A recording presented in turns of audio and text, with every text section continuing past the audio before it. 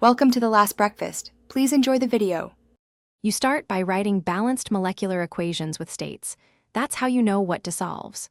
Once done, mark which species are strong electrolytes. Soluble salts, strong acids, and strong bases will dissociate in water.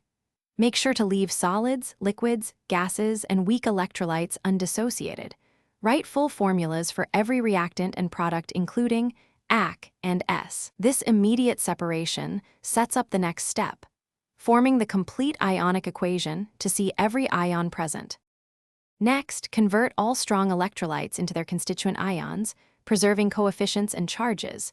For example, Na2SO4, AC becomes 2Na plus and SO4 Once converted, retain solids, gases, and weak acids/bases in molecular form because they don't fully dissociate. Make sure to balance both atoms and total charge across both sides after splitting.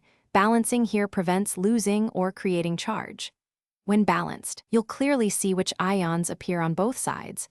That leads directly to identifying the spectators. Finally, cancel spectator ions that appear unchanged on both sides.